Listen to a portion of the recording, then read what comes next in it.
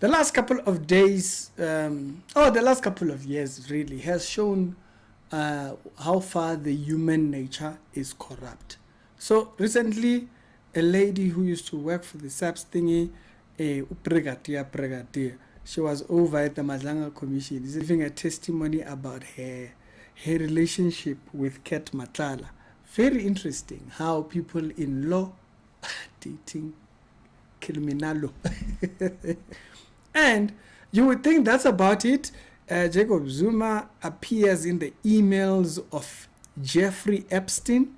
Yeah, the guy who was busy with kids, whatnot, the guy who had a temple in an island for sexual ritual. Yeah, the guy who used to worship the devil to the point where he was asked in a BBC interview that was never released. They found it in these Epstein files. Are you the devil? And he was like, I look in the mirror. That was his answer. He wasn't pretty much offended by that. No, he said, I look in the mirror. And I was like, what does that mean? We're going to talk about that just in a second. Sexuality show with daily Christian commentary videos. Other episodes down today, they'll be down in the pinned comments. I don't think you got a video yesterday. Men's was tired. Men's is very tired. Like I told you, I didn't rest in December. I just kind of continued and pedaled through. Otherwise, this channel would have. In case you didn't know. So, bad work has to continue. So, let's start off with the lady, the brigadier. Within the system, the legal system, police, whatnot, enforcement and what, just happened to meet this gentleman who was a criminal and was now part of the cartel. And so you would ask yourself, how does a person like that end up in a relationship with the brigadier? She was asked when he got arrested, was the relationship still ongoing or had it ended? And she was hesitating answering that question. And I found it quite interesting, is the whole idea of being in a relationship is that you are unashamed of claiming your association to the other person. It's kind of like Jesus. Jesus says, the one who declares me before men, I will announce him before everyone. But for some reason, she was struggling.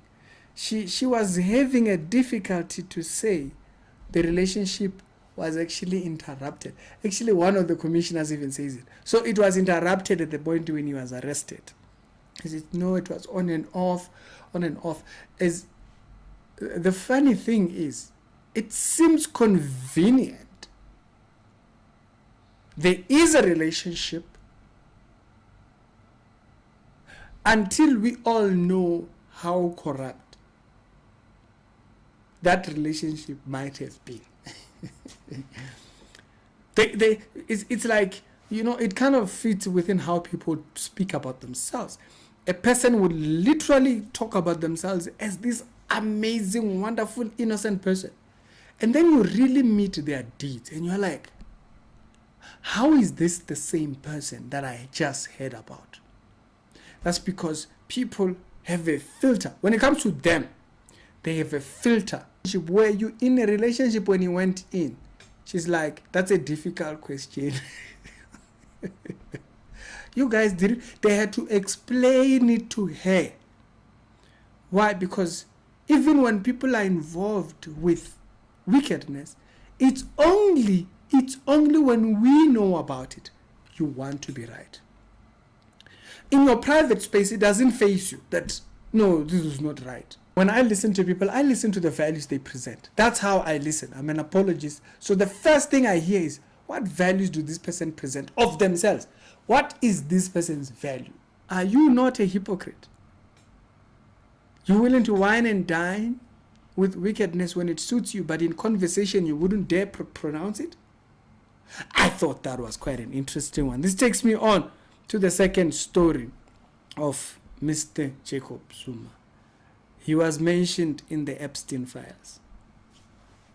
Epstein was a worshipper of money. Epstein was a manipulator. The first time I heard about Jeffrey Epstein was because I used to watch a lot of finance thingy because that's the field I was in. And so that tends to be the thing that people don't get. It was easy for Jeffrey to get a contact with people because of that. So a lot of people that get named here, it doesn't really mean that much. The honest truth. A lot of the people that are mentioned, it doesn't really mean that much. But what it means is this. What is established after that first interaction? Everyone seems to have had a first interaction and a follow-up. A first interaction and a follow-up. You'll see it with Elon. I'll talk about that on a different episode. I think I want to delve a little bit more deeper into the second interactions. The second interactions is really what shows you what kind of a person did they become after. Now, although we may not like Zuma does not seem to have had too much further interactions with Epstein. And that's the part that some people will not say. They just kind of like happy. He's there. Yeah, but he doesn't seem to have much thinking. Now, the thing that is mentioned in the first interaction with this particular email that is pertaining Jeffrey Epstein and Zuma, it involves him inviting a Russian girl and the Russian girl models, basically, you know. I had to go around and ask, what is it about Jeffrey Epstein and Russian girls?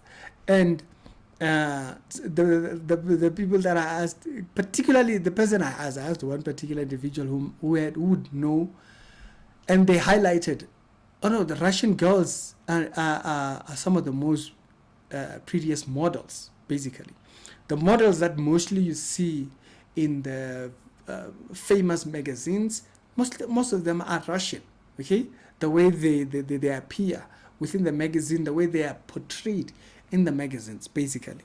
So I'm like, oh, okay. So Jeffrey Epstein would use these girls in order to trap people and create a scenario by which he could extort them and whatnot, which is what happens with Bill Gates. Topic of a different episode. But I wanted to bring it to your attention here. Very important. Okay? Yes, people were like, oh, you know, Jacob Zuma is in there. Yeah, but the interactions are first interactions. There is only that first interaction. It doesn't say anything about him meeting him or anything or what happened.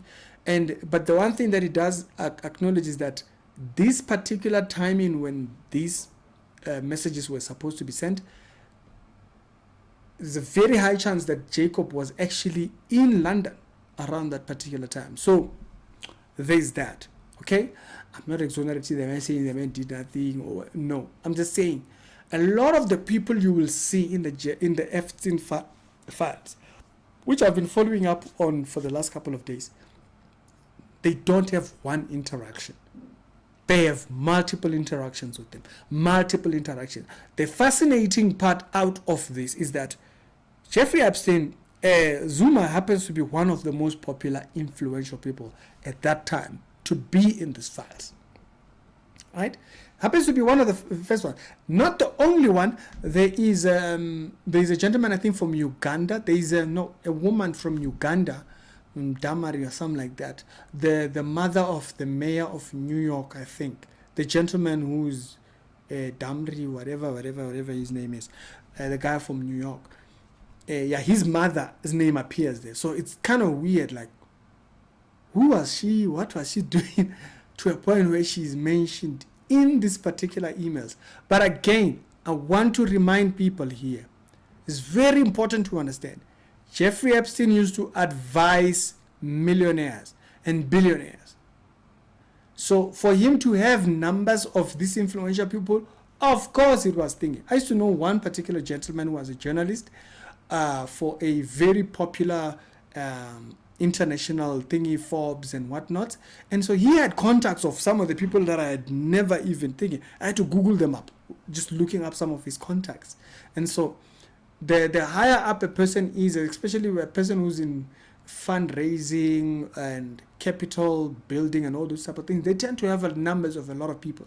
So just to bring that context, because that's the thing that I've noticed a lot of people miss out of their entire thing. Yeah, Jeffrey used to advise billionaires. He didn't advise millionaires, billionaires. He used to advise people who carry a large sum of money. That's how he became rich. I think the man was a teacher or something like that.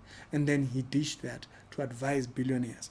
Okay, so he would have likely had contacts of a lot of people. It sticks out the kind of associations Mendems have.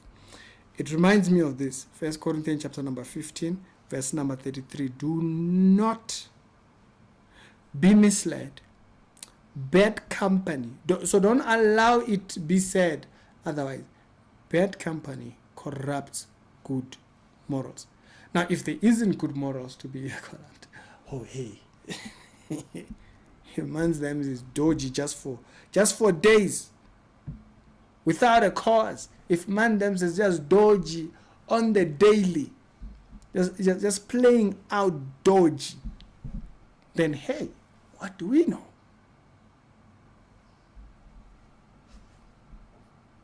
Bad company corrupts good morals. Now one must keep himself on the straight path and narrow, because many bring up these things that can bring corruption into our circles, and we want to be careful of that. Tell me your thoughts down in the comment section, and I'll see you on the later on.